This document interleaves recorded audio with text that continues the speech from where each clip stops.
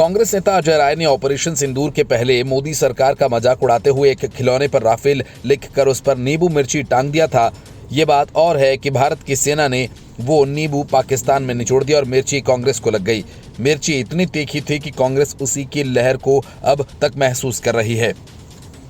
वजह बड़े बड़े अंग्रेजी शब्दों में सबको चौंकाने वाले और मौका मिलते ही अपनी पार्टी को चढ़ाने वाले शशि थरूर हैं। शशि थरूर को विदेश भेजे गए एक डेलीगेशन का नेतृत्व करना है और वो नेतृत्व कर रहे हैं। हर कहीं आतंकवाद के खिलाफ भारत की सख्त नीति की व्याख्या भी कर रहे हैं।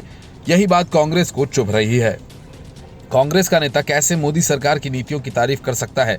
असल में देश की सियासत में जब विपक्षी नेता सरकार की तारीफ करे तो भूचाल आ जाता है।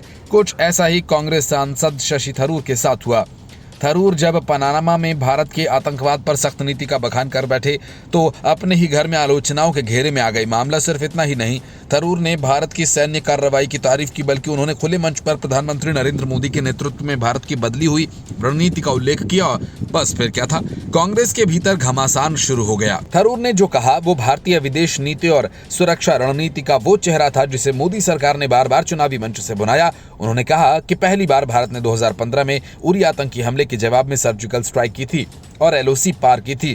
कारगिल में भी हमने एलओसी पार नहीं की थी, लेकिन अब आतंकियों को पता है कि कीमत चुकानी पड़ेगी। और इस बयान में जहां एक तरफ भारत की बदली हुई जवाबी रणनीति को सराहा गया, वहीं अप्रत्यक्ष रूप से पूर्ववर्ती सरकारों की सहनशीलता पर सवाल उठ गए।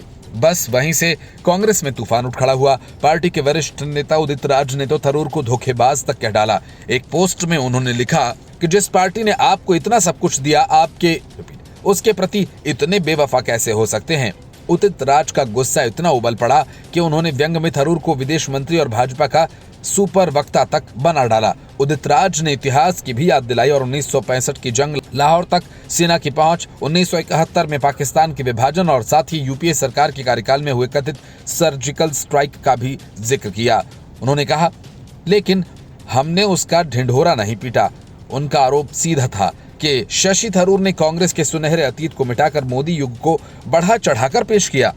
इस विवाद ने एक बार फिर से कांग्रेस के अंदरूनी रणनीति और दिशाहीनता को बेनकाब कर दिया। एक और पार्टी भाजपा को राष्ट्रवाद की रणनीति के लिए कोसती है तो दूसरी ओर जब उसी पार्टी का एक वरिष्ठ नेता राष्ट्रीय सुरक्षा पर दो टूक और तथ्यों के साथ बोलता है तो उसे निशाने पर ले लिया जाता है। थरूर के आलोचक कह रहे हैं कि उन्होंने कांग्रेस लाइन से हटकर सरकार का गुणगान किया, पर क्या राष्ट्रीय सुरक्षा जैसे मुद्दों पर रणनीतिक एजेंडे को प्राथमिकता दी जानी चाहिए?